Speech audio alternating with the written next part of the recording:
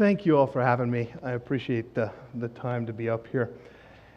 As a psychologist who works with police departments, I could talk a lot about training because I'm actively involved in that. I could talk a lot about psychological screening of officers before they become officers. Could talk about conduct of officers and what's appropriate and not appropriate. But I've decided to shift a little bit this evening in light of what I'm hearing. And I'd like to talk about officers as people. One of the things that I've had the luxury, and in some ways probably the curse of dealing with for the last 15 years, is hearing officers' stories after the fact, after they've had struggles. We as a community tend to view officers in one of two ways. We either see them as superheroes with superpowers, or we see them on the other extreme as the villain who's misusing their power, their authority, those sort of things. I, on the other hand, view them as people, like all of us, who struggle in life, who have difficulties as a result of what they do, who in many ways they have to face what lots of us choose to close our eyes and not view. They also have to deal with situations that many of us choose to run away from. And with that, I want to tell a couple of stories that bring into light some of what the officer deals with during the course of their career. A couple of years back, I was sleeping soundly in my bed about 2 a.m. I get a phone call from a sergeant, and the sergeant says, "Hey, Doc, what are you up to?" And me being a little bit of a sarcastic individual said, "Well, up until about 7 seconds ago, I was in the midst of a great dream."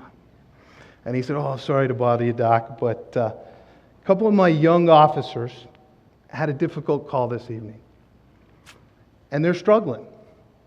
And I said, "Okay." I said, "Would you like me to come out now, or how about in the morning?" And he goes, "Well, the morning's fine, Doc." And I said, "Okay.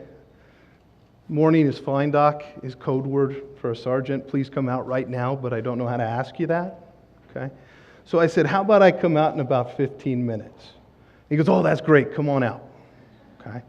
So I show up at the substation, and I sit down with two of these officers, probably 22 years old. Okay. And I asked the officers what happened. And one of the officers looks at me and says, "Doc, it was kind of a normal call. We got called to the home of a family.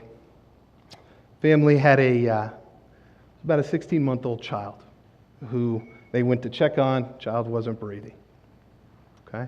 So we get called. We show up. My buddy rushes in the room, does CPR on this child, works on the child for probably 15 minutes. Okay.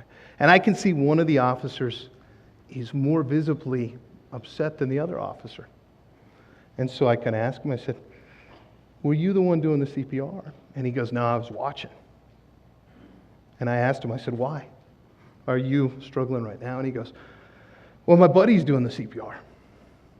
And right above him was the name of the child. See, I still choke up.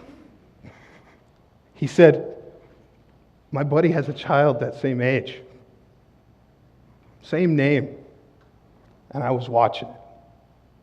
Okay. Long story short, see, now is where I got to put on the tough front, right?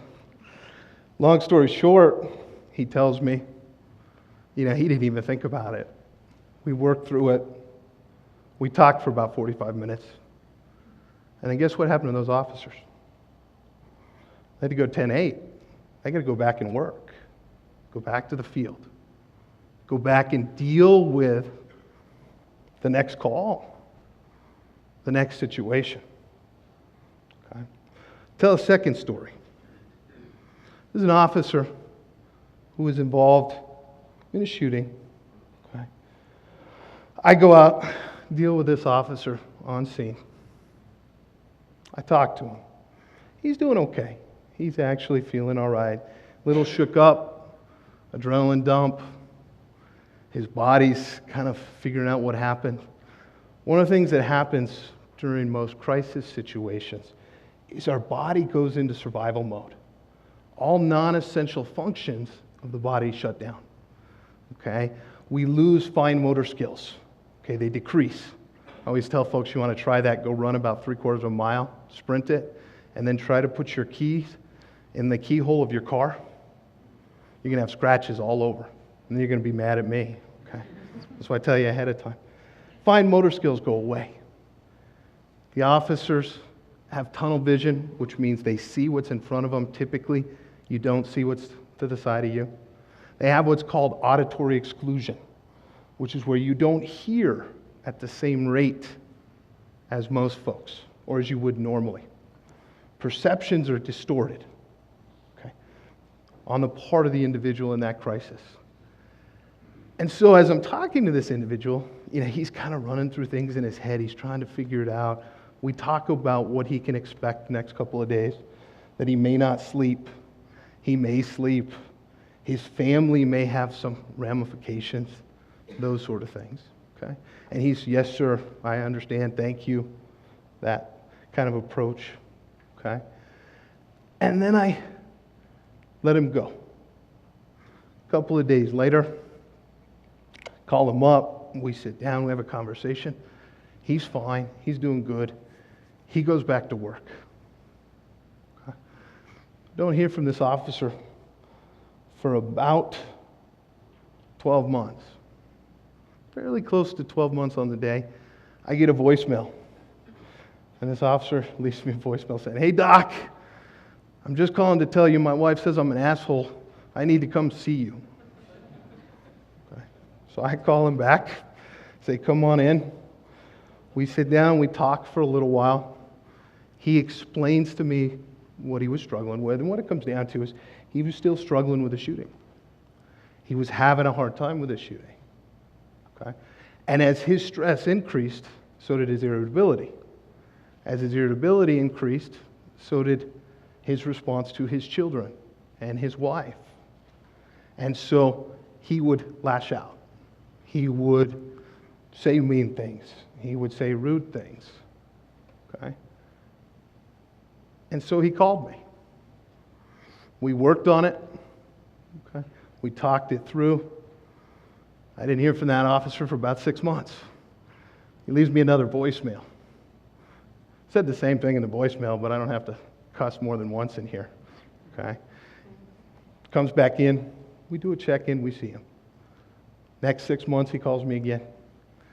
This officer did that every 6 months for the remaining 5 years of his career. Okay? Because he had to do that to cope. The message I'm going to give is real simple.